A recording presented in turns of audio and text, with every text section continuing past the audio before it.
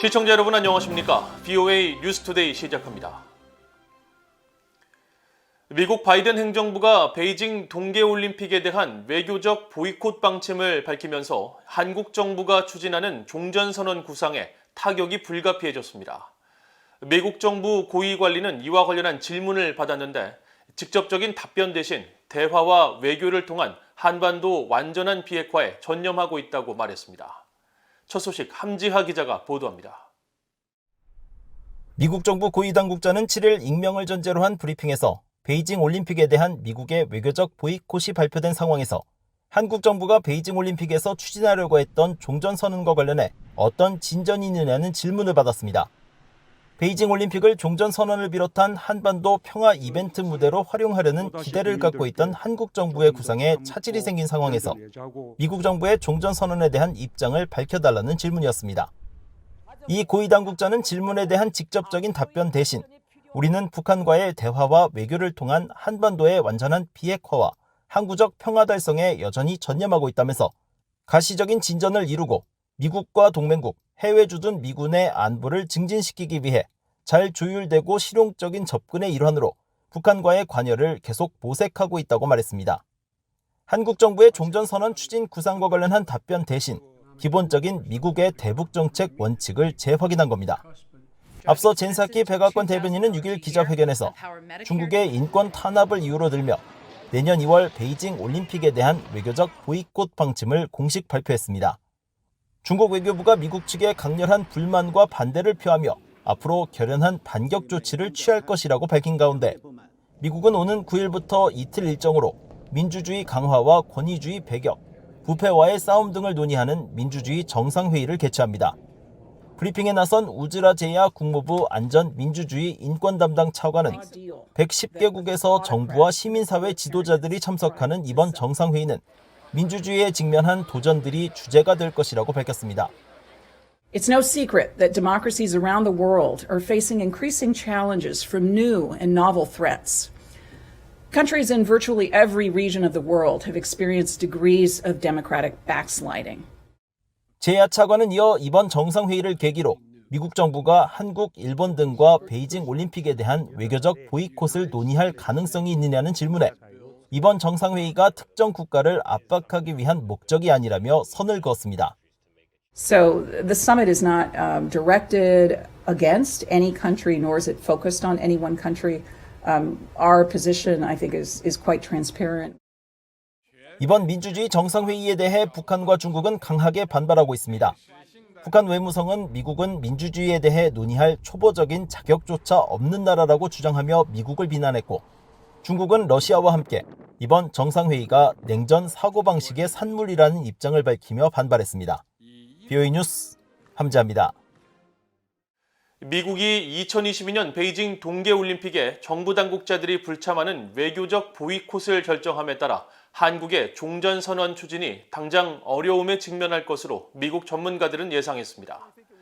조셉 디트라니 전 육자회담 미국 차석 대표는 7일 VOA와의 전화통화에서 미국이 2022년 베이징 동계올림픽에 대한 외교적 보이콧을 결정함에 따라 중국은 북한 문제에 대한 미국의 협조 요청을 받아들이려 하지 않을 것이라고 예상했습니다.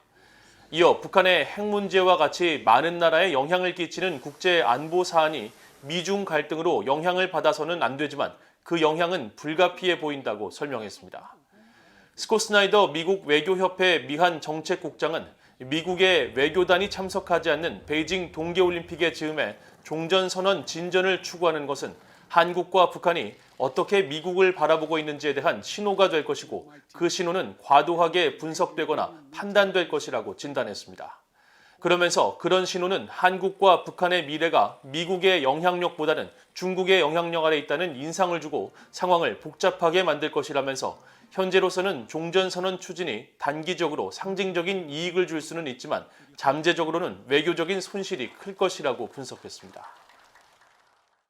조엘 버웰 주일 미국 육군사령관은 미국 국방장관과 함께 참석한 연례 포럼에서 북한과 중국, 러시아의 위협에 대응해 통합 대공미사일 방어를 강화해야 한다고 밝혔습니다. 또 이들 나라는 규칙에 기반한 국제질서에 모순되게 행동하는 집합적 위협이라고 지적했습니다. 이조은 기자가 취재했습니다.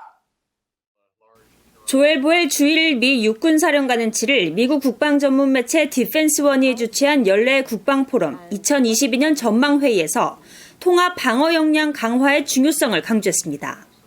특히 북한과 중국, 러시아의 영내 위협이 커지고 있다면서 이들 나라들의 움직임은 미국을 인도태평양 북부 지역에서 제외하거나 미군 또는 일본군을 표적으로 삼을 수 있다고 지적했습니다. I think we would need a little bit more defensive capabilities because every day China's building more capabilities. North Korea is developing more of their program for nuclear capabilities. And then Russia has an intention to keep us out of the region too. So I believe they're looking at the same thing with producing more coastal defense cruise missiles that would keep us out of the northern parts of the Indo-Pacific potentially. 보웰 사령관은 특히 이런 위협에 대응한 미국의 방어 역량이 현재로선 충분하지 않다며 주일 미군 사령관으로서 통합대공 미사일 방어 역량 강화를 위해 싸울 것이라고 강조했습니다. 보웰 사령관은 이어 과거와 달리 현재 주일 미군의 초점은 북한과 중국이라면서 특히 북한의 경우 미사일 방어에 중점을 두고 있다고 강조했습니다. In the last decade or so, with North Korea's capabilities to test and launch sea, air, and intercontinental ballistic missiles and threaten the region, there's been much more of a focus on what that deterrence needs to be to include ballistic missile defense with Japan as one mission. 보웰 사령관은 그러면서 러시아와 북한, 중국을 집합적 위협이라고 규정하며 전 세계 대다수가 고수하는 가치에 모순되게 행동하는 이들 독재 정권의 위협 모델은 규칙에 기반한 국제 질서와의 문제와 경쟁이라고 말했습니다. 이날 포럼에 참석한 로이드 오스틴 국방장관은 중국이 군 현대화를 위해 매우 빠르게 움직이고 있다고 지적했습니다. 특히 중국은 극초음속 영역에서의 노력만이 아니라 육군과 해군, 우주 역량 개발에 총력을 기울이고 있다면서 미국 국방당국은 중국의 이 같은 전체 활동 영역에 집중하고 있다고 밝혔습니다. 오스틴 장관은 그러면서 미국 국방당국은 미국을 보호하기 위해 모든 영역에서의 기술과 능력 면에서 경쟁 우위를 유지하기 위해 계속 노력할 것이라고 강조했습니다. VA 뉴스 이존입니다. 제76차 유엔 총회에서 북한의 핵과 미사일 폐기 등 비핵화를 촉구하는 내용의 결의안 3건이 채택됐습니다. 유엔 총회는 6일 본회의를 열고 북한의 완전하고 검증 가능하며 되돌릴 수 없는 비핵화 촉구 등이 담긴 핵무기 없는 세상을 향한 공동행동과 미래지향 대화 결의안이 전체 회원국 193개 가운데 찬성 158표로 채택됐습니다. 이 결의안에 반대한 국가는 북한과 중국, 러시아, 시리아 등 4개 나라뿐이었습니다.